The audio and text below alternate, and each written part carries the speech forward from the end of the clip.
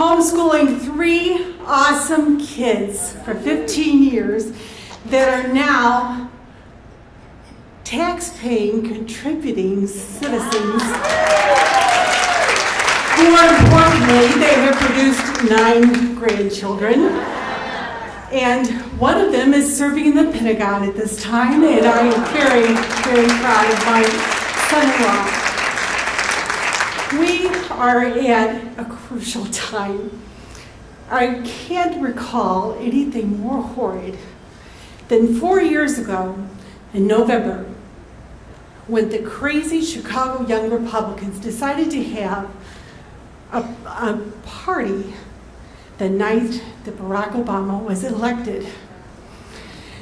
So we were at the Chicago Hilton across the street from the thousands and hundreds of crazy fanatics that love Barack Obama. And I heard his voice echoing off the buildings, how he was going to change, America. America. Several years ago, as I didn't want to get involved in politics, but was pulled into it when the wolf came knocking at our door, I started going down to our Capitol and met several of the crazy people that are down there. And there's lots more today than there were when I first started going down there. And I ran into a very tall, cocky senator. And yes, his name was Barack Obama. He was a second bencher. Nobody paid much attention to him, but they had plans for him. Gave him all the easy legislation to pass so that he would look very cool. And shortly, when they started talking about Barack Obama running for office, running for president of the United States, it was unbelievable to me that he would seriously be in that position, because he held some of the most radical leftist views I had ever heard of. And I thought, nobody in their right mind is going to vote for him. But our Chicago media did not do their job. They're responsible to the United States and to the world for letting this man leave these states' borders. And I was frustrated with it as an amateur journalist, pulled into it because I have opinion. One day went down to visit the Trinity United Church in Chicago.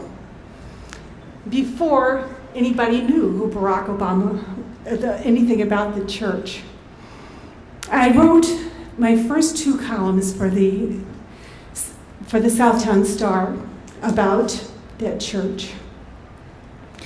And the responses I got back were so horrible and so racist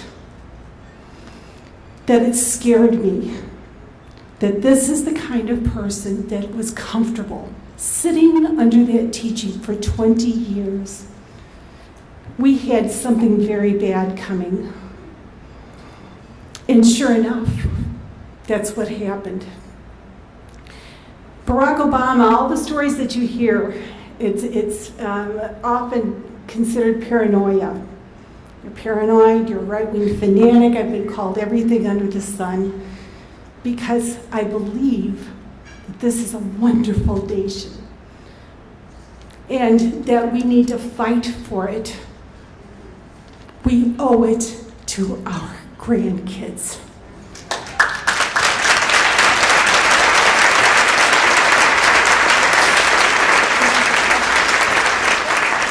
The URF Women's Network, which we work with, has 4 basic principles: limited government, individual rights, free market, and traditional values.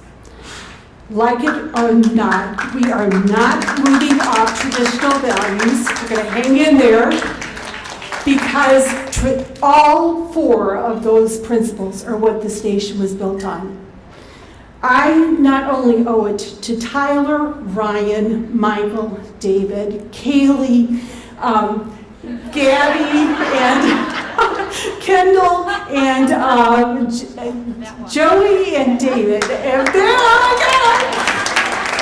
I owe it to them. Do you know that, you don't know this, I do. My great-great-great-great-grandfather came with Roger Williams to establish Rhode Island. And that was the colony that established religious freedom. That, when I heard that, I knew I had to get involved in this fight. I owe it to my ancestors, and I owe it to those coming behind me.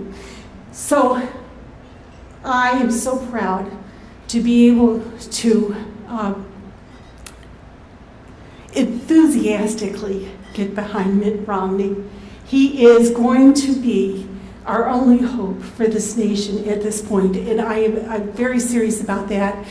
And I believe we probably have some women out there tonight that I've talked to that are probably Obama fans because of the conversation we had. I want you to understand that if you care about freedom, about the future of our nation, and for our children to be able to work hard, to be able to accomplish something wonderful, to not be intimidated by an overbearing government that will not back down, then you need to reconsider your Obama vote and change your mind back in to support Mitt Romney.